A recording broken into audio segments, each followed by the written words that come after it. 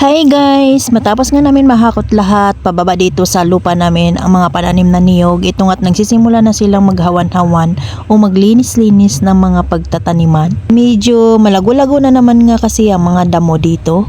Nung nakaraang taon pa kasi kami nagpatabas dito guys. Ginastusan talaga namin sa pagpapatabas noon, kumuha kami ng ilang tao na magtatabas dito para lang malinisan lahat. Nagpatabas kami noon kasi gusto namin makita ang kabuuan ng lupa.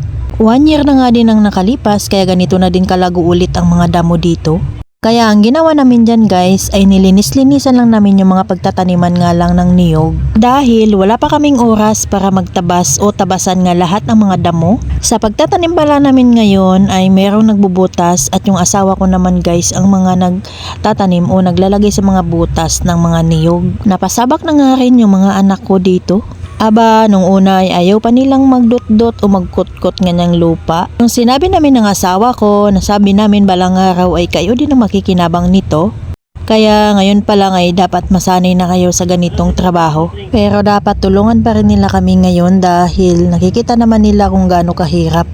Alangan naman nga kami lang. Pwede naman sana guys na magpatanim o mayroon kang kukunin na tao na pwedeng magtrabaho niyan. Pero dahil gusto ng asawa ko na siya talaga ang magtatanim ay syempre ito at todo tiis kami, tiyaga at sipag lang. Kahit nga po sa pangunguha ng pananim at sa mga kailangan namin ito sa lupa ay talagang napakatiyaga namin. Kami-kami lang ang gumagawa at nagtatrabaho kasama na si mama at saka si tito. Sinasamantala na po kasi namin ngayon ang pagtatanim habang nagbabakasyon. O diba guys, hindi namin masasabi na bakasyon ito, charis.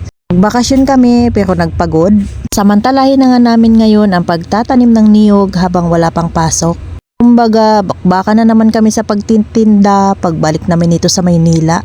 Kaya habang nandito kami ay tanim lang kami ng tanim ng kung ano-ano. Sipag at tiyaga lang talaga dito sa probinsya, lalo-lalo na ang pagtatanim. Kahit saan naman tayo, basta mayroon tayong sipag at tiyaga ay papasaan ba at giginhawa rin. At saka malaking tulong na rin to pagdating ng taon o panahon na mamumunga na nga din to mga tinanim namin. Maliit pa nga to guys ang taniman namin na to dahil 1.3 hectare nga lang tong lupa na nabili namin. Ito pa lang kasi ang nakayanan namin sa ngayon. Pero alam nyo ba na nangangarap din ako ng malawak na lupa na someday sabi ko sana makabili din ako ng mas malawak pa dito. Syempre guys, sino bang hindi mangangarap ng ganon kalawak na lupa?